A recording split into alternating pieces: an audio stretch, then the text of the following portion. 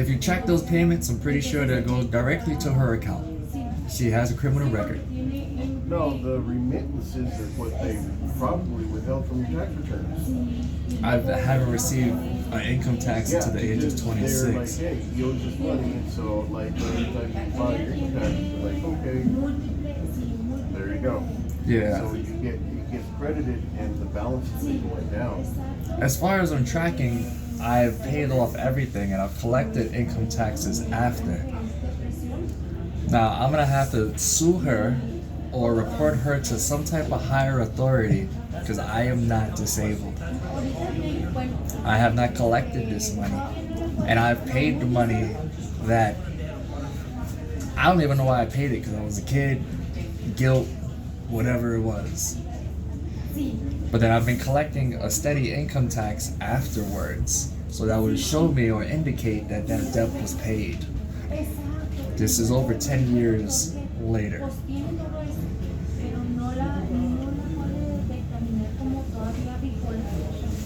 what the U.S. administration's changes. They started actively going out.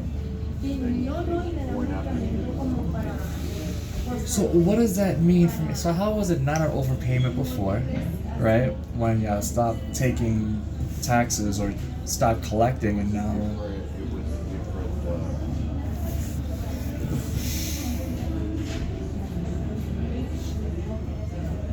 It was different administration. They had their priorities. They were different than this current administration's priorities, which is to recoup. So they had kind of, you may have been, they let it slide, I guess, kind of sort of, for a while. And they're like, oh, well, there's still balance. And the administration's like, we're going to go after everybody. So but that's. how do I hold her accountable? Because they already collected $20,000 out of me. And then all of this, if that was the case, if it was an overdraft, then they should have took that out years ago when I didn't collect the taxes for so long into my adult years. And then they wait so many years after to just now barely let me know. And how do I hold her accountable? Because all I gotta do is look up her criminal record. That's all it takes. And then look up all the other fraud that she was already caught with and processed with. And I'm paying. As an adult, 34 years old, got my career, have my degrees, thought this was all behind me to make up for her fraud that still lingers over my head.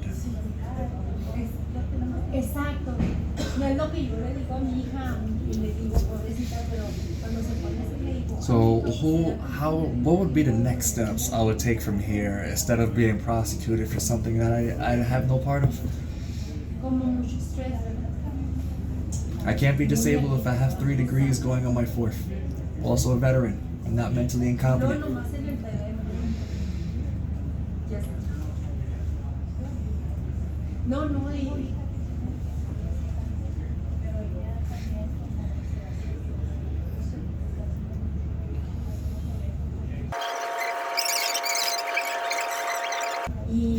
And I guess how come I'm like, if it was an overpayment and they supposedly let me slide, how come I wasn't notified so many years ago? And well, why now? And I get the whole, yeah. As far as like why it didn't happen.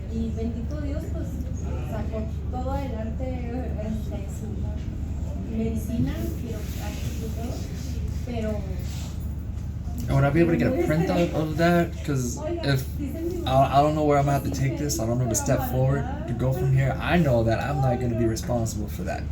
I don't know if I have to take it to court. I don't know what legal proceedings that I have to proceed with. I don't know what avenues I have to utilize to get to this end result here. But I'm willing to take it whatever steps necessary to rectify this, even if I have to spend that same money to hire a lawyer and sue her myself or sue somebody, because this is crazy.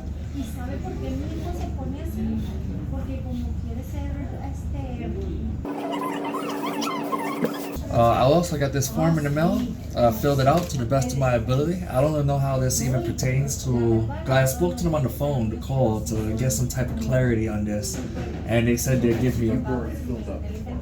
Yeah, I filled out the form. That was, And the weird thing about the form, it doesn't pertain to anything about fraud. Overpayment, yeah, but then you're asking me how much I get paid, how much are in my bank account, how much is my car worth, what are my utilities. That has nothing pertaining to what the situation is at hand.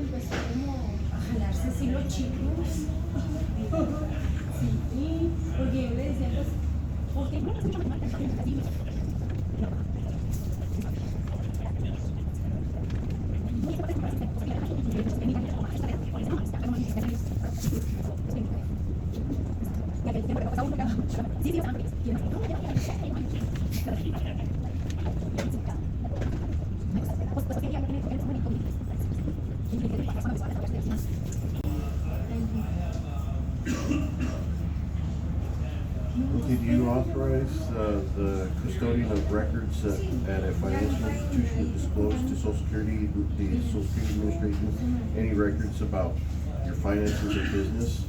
Can you break that down to layman's terms? Basically, do you give us permission to contact your bank or your Okay. financial institutions to make sure, to ask them to release your financials to us so that we know how much you have in those accounts? So why is that relevant in regards to fraud? Because you're asking for us to write the debt off. Okay, I understand why you're asking for the waiver. Okay, and you can ask for us to write it off.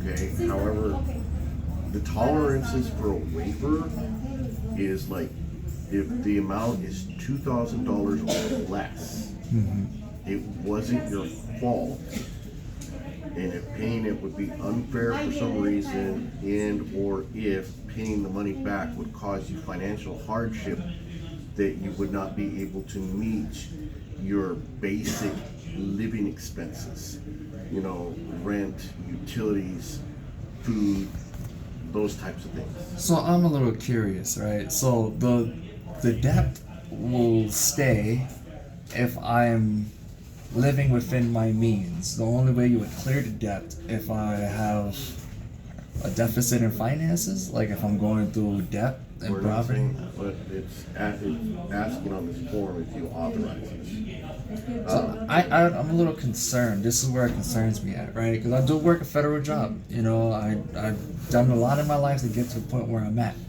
They might see that, utilize that, and say, even though it was wrong, we see money in your account, and now we want to exploit that and take it instead of giving me some type of fair process of going to court Okay, or I've got a something. request.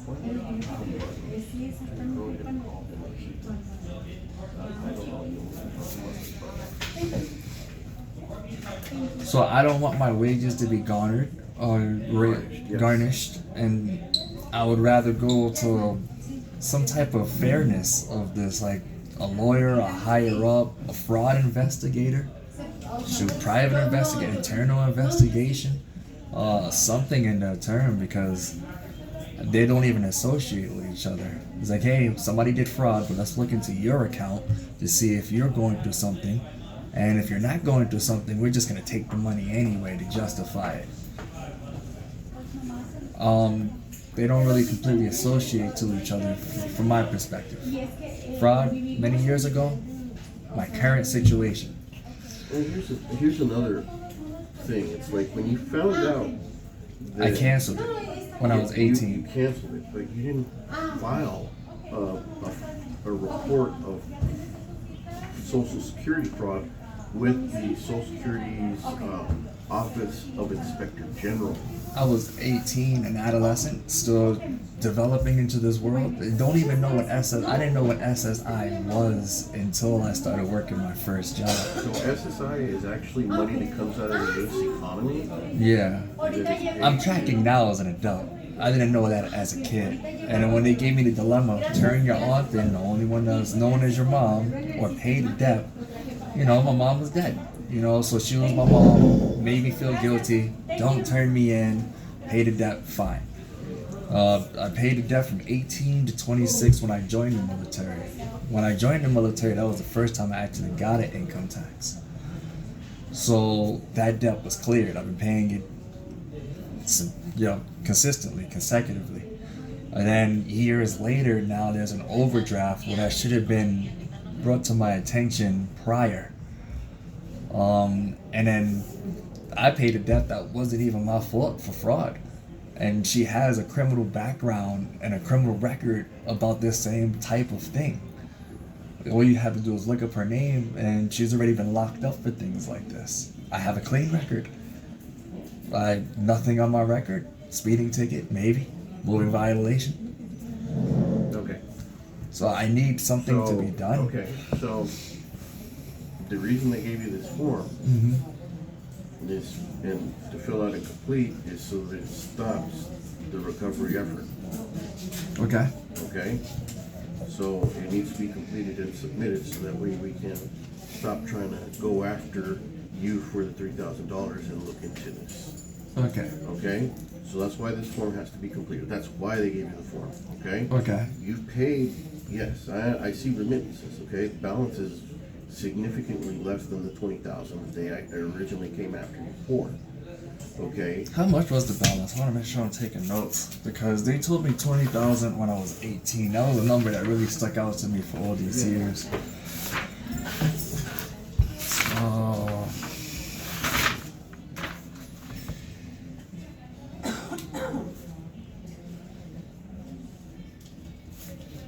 It was $20,309. Yep.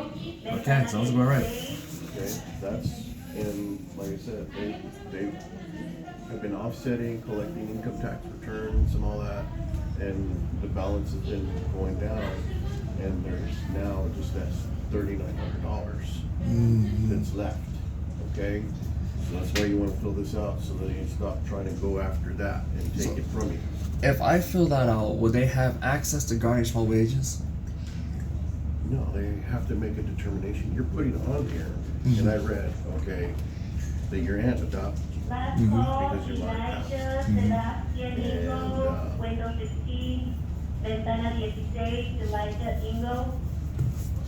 Aunt committed fraud. Okay? Overpayment was not my fault. The overpayment is unfair for other reasons. Aunt committed the fraud. So they're like, okay, they're still gonna look into it, okay?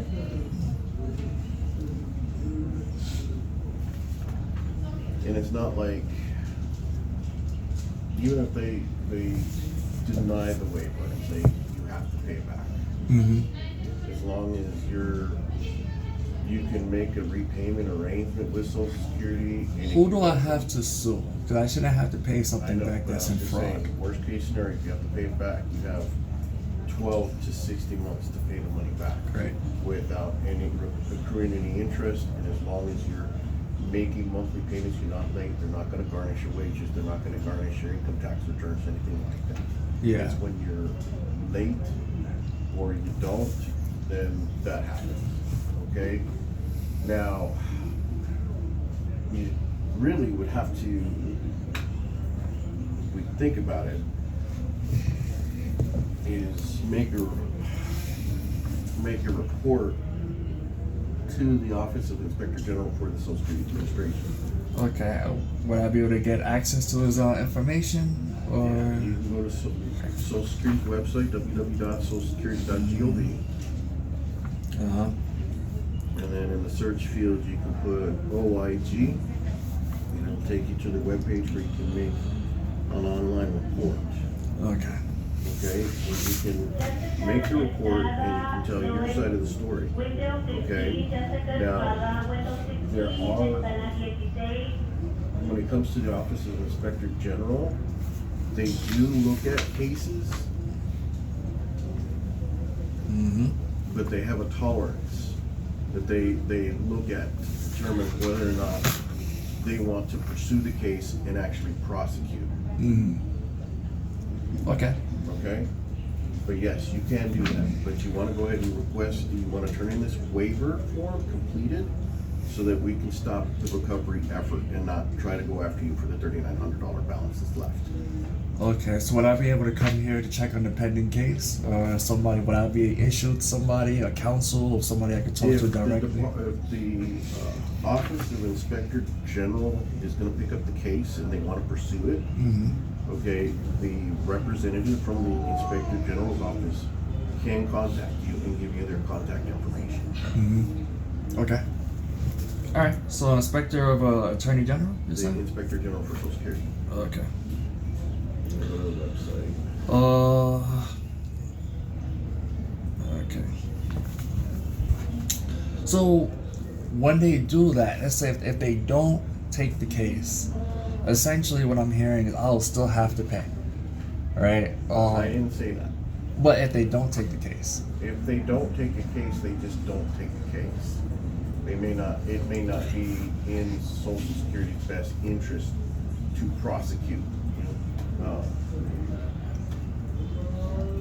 well, I would think, and to You some would degree, think, but there are some cases that they do not wind up prosecuting. Okay. I mean, there's like, okay, there's been some people that have done some fraud and all that, but when it boils down to, it could be like a really old lady. Yeah. And then, okay, then the Social Security takes that old lady to court and all that. How's that gonna look, as far as like in the media's eyes, Well, Poor repeat old lady, offenders. the government's picking on her and stuff like that, even though she committed fraud. Yeah. Okay, so there has to be a certain financial amount that they will consider taking the case. Okay, I don't know what that is. Okay, I'll have to talk to them personally then. That's fine. Interesting. And how long would it take for me to get any word back from this to see the status of the case?